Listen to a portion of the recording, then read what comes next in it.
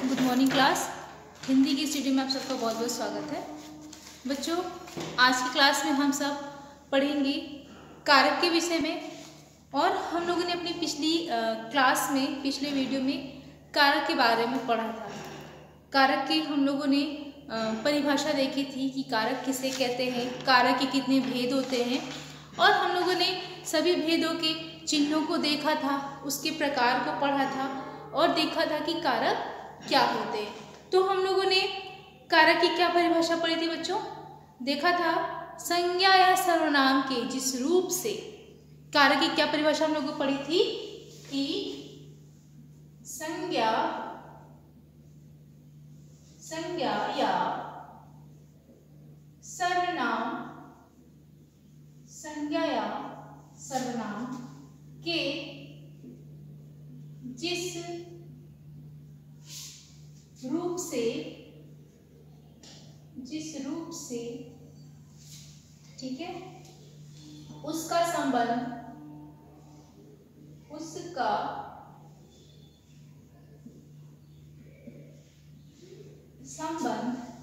वाक्य के अन्य शब्दों से, वाक्य के अन्य शब्दों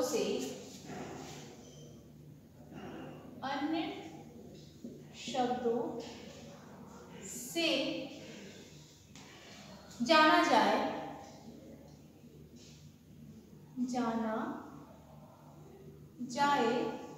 उसे कारक कहते हैं। उसे कारक कहते हैं।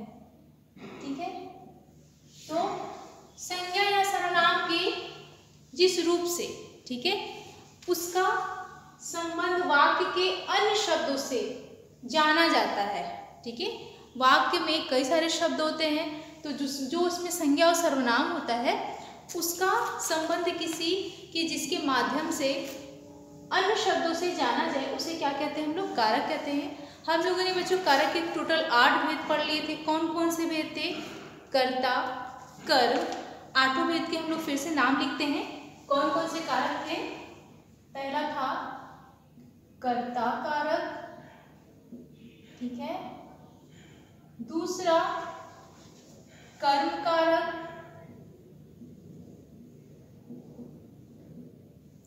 तीसरा था करण कारक,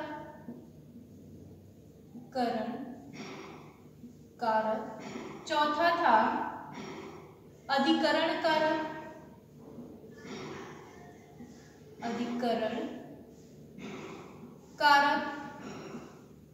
ठीक है, पांचवा था संप्रदान कारक,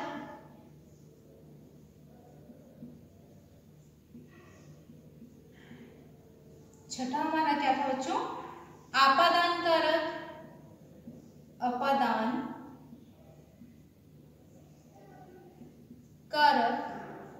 और सातवां था क्या हमारा? संबंध कारक,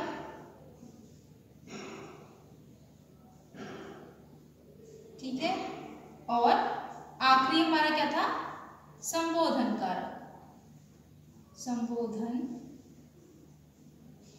कारक, ठीक। तो इन 8 के बारे में हम लोगों ने बच्चों कल कर्ता कारक, कर्म कारक, करण कारक क्या होता है, अधिकरण कारक क्या होता है, संप्रदान कारक क्या होता है, हम लोगों ने इन चारों को पढ़ लिया था, 5 को। ठीक है, आज हम लोग संप्रदान कारक, आपादान, संबंध और संबोधन कारक क्या होते हैं, किस प्रकार वाक्य में इनका प्रयोग होता है, उसको करेंगे। ठीक है, तो इनके क्या क्या चिन्ह होते हैं हम लोगों ने पढ़ चुका था बच्चों। आज हम लोग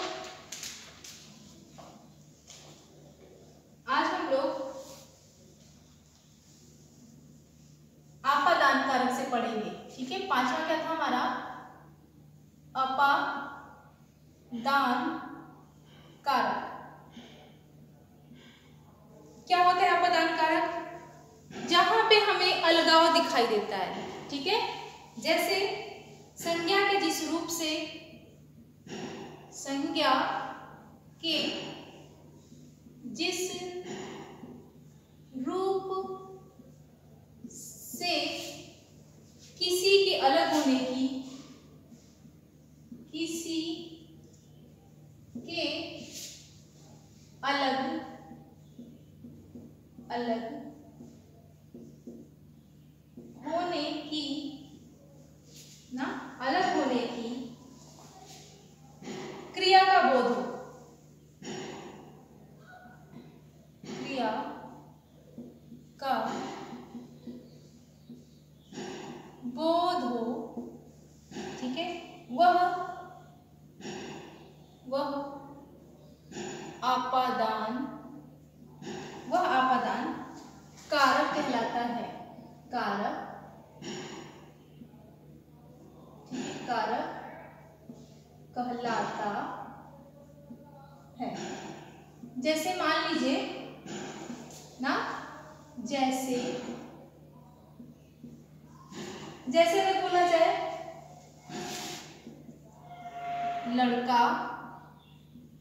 लड़का झूले से गिर गया, अगर बोला जाए कि लड़का झूले से गिर गया, लड़का झूले से गिर गया, ठीक है। लड़का कहाँ से गिर रहा है? झूले से। यहाँ क्या हो रहा है? झूले से उसका अलगाव हो रहा है ना। लड़का क्या कर रहा है? झूले से गिर रहा है, वो झूले से अलगाव हो रहा है ना। अगर यहीं पे बोला जाए कि लड़की कलम से लिख रही है, तो यहाँ पे भी से आया है, से शब्द आया है, कारक चिन्ह है वो, लेकिन वो किसका कारक है? करण का, क्योंकि वो वहाँ द्वारा यानी कलम से लिख रही, वो हाथ में उसके कलम है, अलगाव नहीं हो रहा है, तो वहाँ हमारा करण कारक होगा। लेकिन यहाँ क्या होगा? आपादान कारक होगा, क्योंकि वो झूले से गिर रहा है, झूले से लड़का अलग होके गिर रहा है, तो यहाँ पे से जो कारक है वो क्या होगा? आपादान कारक होगा, ठीक है। अब दूसरा क्या है? दूसरा उदाहरण देखिए, पेड़ से पत्ते गिर रहे हैं,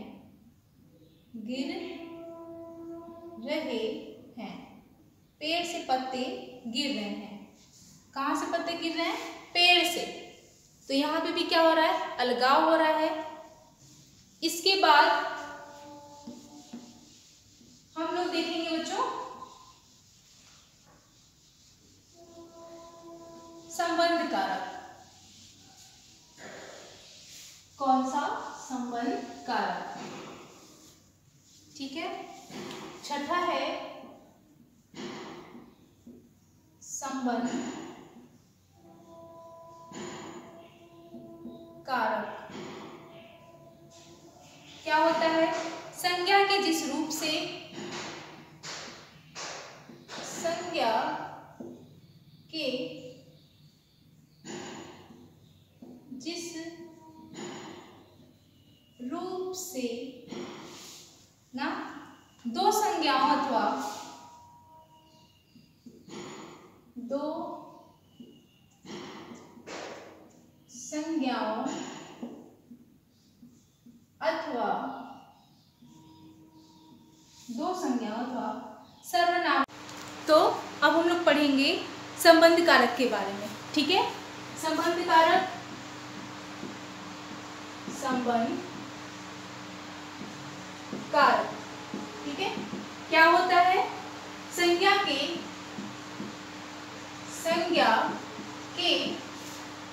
जिस रूप से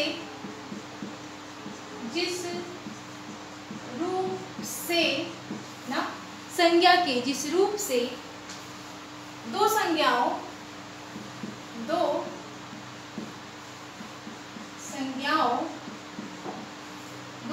अथवा सर्वनामों के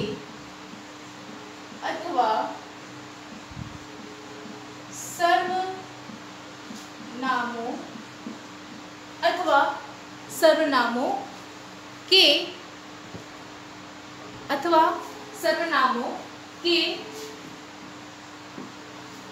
ठीक है, सर्वनामों के परस्पर संबंध का परस्पर, ठीक है, परस्पर संबंध का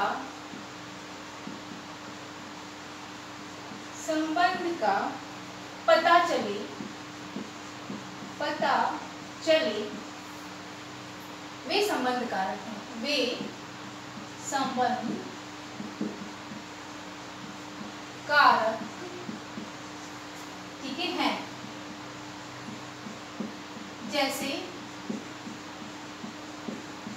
जैसे संबंध कारक क्या होता है? संज्ञा के जिस रूप से ना दो संज्ञाओं अथवा सर्वनामों के परस्पर संबंध का पता चले वे संबंध कारक हैं। जैसे सुषमा का भाई आया है, जैसे सुषमा का भाई आया है ना। जैसे सुषमा क्या है? हमारा संज्ञा है और भाई भी हमारा क्या है? संज्ञा है, जातिवाचक संज्ञा है। तो इन दोनों का क्या संबंध दिखाया जा रहा है, और कौन संबंध दिखा रहा है? का शब्द। तो संबंध का, के, की ना, मेरे बहन की ना, मेरे भाई की परीक्षा है, मेरे भाई की परीक्षा है। किसकी परीक्षा है? भाई की। और चिन्ह क्या है? कारक की, ठीक है। कारक क्या है हमारा? की, मेरे भाई की परीक्षा है। तो यहाँ पे हमारा कौन सा कारक हुआ? संबंध कारक। एक और उदाहरण हम लोग देखते हैं, जैसे रोहन का भाई आया है, रोहन का भाई आया है, ठीक है। तो यहाँ पे रोहन का ना, रोहन क्या है? संज्ञा है, भाई भी उसकी क्या है? संज्ञा है, और दोनों का क्या संबंध दिखाई दे रहा है? का। तो रोहन का, यहाँ पे कर्ता कौन सा है? कारक कौन सा? हमारा संबंध कारक, ठीक है। इसके बाद जो हम लोग पढ़ेंगे संबंध कारक के बाद हम लोग पढ़ेंगे अधिकरण कारक, 7वां अधिकरण कारक, ठीक है। संज्ञा के जिस रूप से,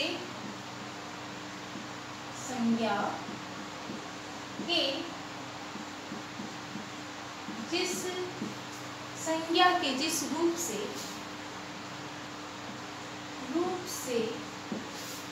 ठीक है, क्रिया के आधार, क्रिया के आधार या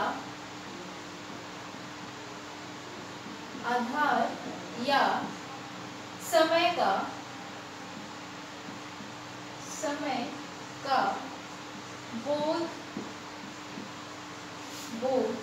होता है,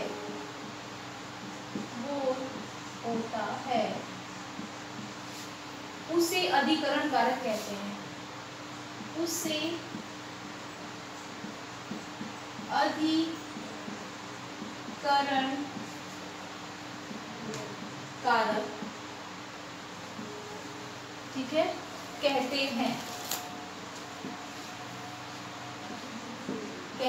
हैं ना। उदाहरण के लिए क्या देखेंगे हम लोग? जैसे तोता पिंजरे में है, पिंजरे में बैठा है, ठीक है। यहाँ पे अधिकरण में क्या होता है? चिन्ह में या पर। तो यहाँ पे जो तोता है वो किस में बैठा है? पिंजरे में। या फिर ये भी लिख सकते हैं, पुस्तक मेज पर है ना। इसकी इसके क्या उदाहरण हो सकते हैं? पुस्तक मेज पर है, पर और यहाँ पर में, ये हमारा किसका चिन्ह है? अधिकरण का है। ठीक है, में या पर अधिकरण का चिन्ह है। तो और क्या इसके अनुदाहरण लिख सकते हैं?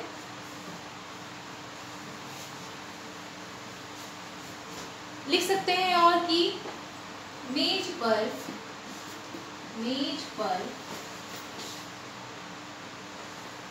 पर गिलास रखा है।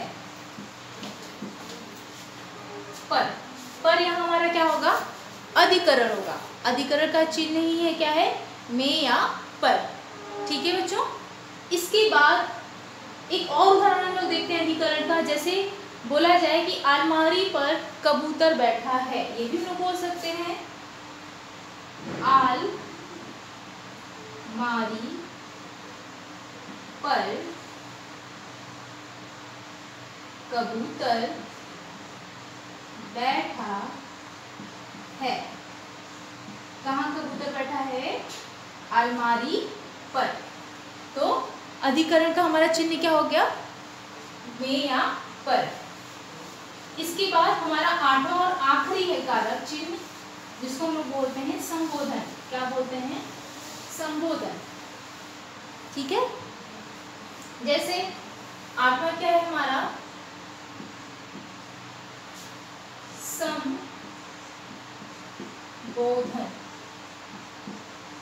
ठीक, संबोधन कारक क्या होता है? जिससे किसी को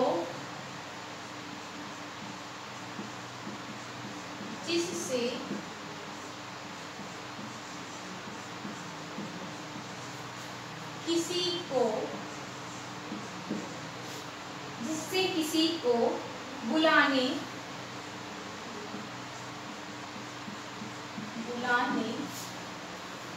या सचेत करने का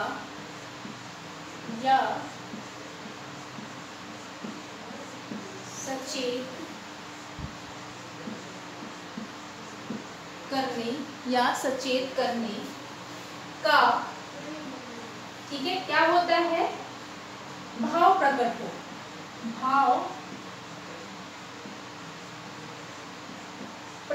हो, ठीक है, उसे संबोधन कारक कहते हैं। उसे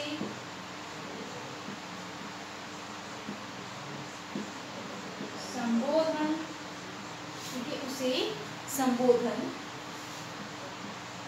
कारक कहते हैं ना। जैसे मान लीजिए, जैसे अगर बोला जाए इसकी विभक्ति चिन्ह क्या है? अरे, हो ना। अरे, जैसे हम लोग भाव प्रकट करते हैं आश्चर्य वाला, अरे, हो, तो ऐसे हमारे क्या होगा? हमारा संबोधन कारक होगा। ठीक है, जैसे सरप्राइज होते हैं हम लोग, अरे वह गिर गई, अरे वह गिर गई, लोग बोलते हैं अरे वह गिर गई। ठीक है, आगे जैसे हम लोग हे प्रभु हमें क्षमा कीजिए, हे प्रभु हमें क्षमा कीजिए ना, हम पे दया कीजिए। ठीक है, ये सारी चीजें हम लोग बोलते हैं। और क्या बोल सकते हैं? वाह, खुश होते तो लोग क्या बोलते हैं? वाह, आज तो मजा आ गया, आ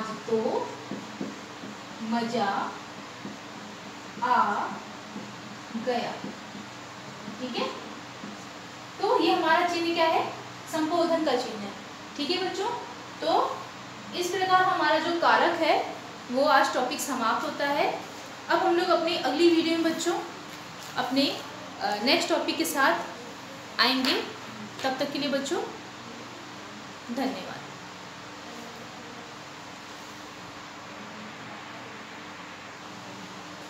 तब तक के लिए बच्चों धन्यवाद।